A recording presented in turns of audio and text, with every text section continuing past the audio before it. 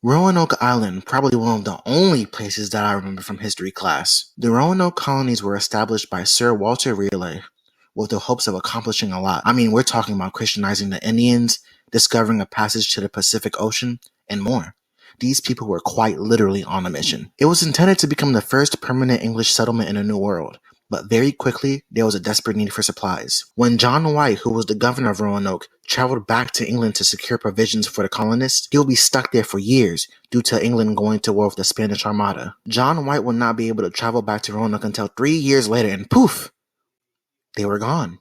The only traces of the colonists that he could find was the word Croatoan carved into a gatepost and crow carved into a tree. So, where did the Roanoke colony go? Well, let me pitch you some theories. Now, I'm only going to go over some of the less common theories, or at least ones that I haven't already heard. First up is the Annihilation Theory. Sheesh. The theory is that a local tribe wiped out the settlers, but this theory is broad and has many possibilities. The most interesting one that I could find was that Chief Powhatan of the Powhatan tribe claimed he killed the colonists due to them living with another tribe that refused to ally with the Powhatans. Allegedly, he showed English Captain John Smith items he stole from them, such as a musket barrel and a brass mortar. Now, here's a theory inside a theory. Theoryception, if you will. Supposedly, the colonists whom he killed were a part of the second attempt at colonization on the island. There were 3 expeditions up until that point, I believe. The one that we are talking about is the 3rd attempt. So yeah, that theory is pretty up in the air, and there is no real evidence except testimonials. It is something to think about though. Next, I'm going to call this one the Traitor Theory. Anthropologist Lee Miller at the Johns Hopkins University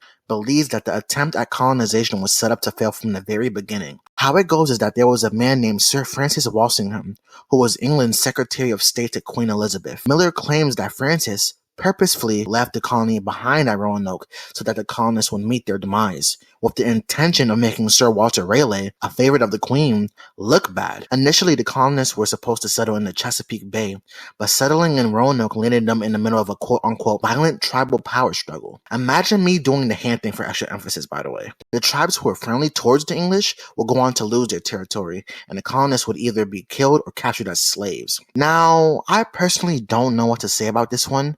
If that's true, jealousy is one horrific thing. To continue, let's talk about the witchcraft theory. It's either the Croatoans executed the colonists after suspecting them of being witches, or the colonists became the victims of witches who lived in the North Carolina woods. Black magic and the existence of witches is something that was ingrained in the Croatoan culture. With 2 civilizations from different parts of the world beginning to interact for the first time, susceptibility to foreign diseases is pretty high, as there isn't any immunity. Supposedly, the diseases that the colonists brought from England spread to the Croatoans, leading them to be suspected of witchcraft. An alternative idea is that the colonists attempted to leave Roanoke. They would become the victims of witches, never to be heard from again. I'm starting to feel like this is some kind of Halloween horror special. We're in the middle of April. Finally, the Cannibal Theory. You know what? I'm not even going to go into depth with this one, but I feel it is something to think about due to it actually happening several times in history. It's either Native Americans ate the colonists, or while the English were at war and you had soldiers probably complaining about porridge and stale bread, the Roanoke colonists resorted to eating each other out of desperation. And on that note, these are all just theories, of course. What do you think? Comment down below which theory you think is most likely correct or credible. Also, let me know if there are any other places around the world with interesting theories surrounding them that you would like for me to cover. Until next time.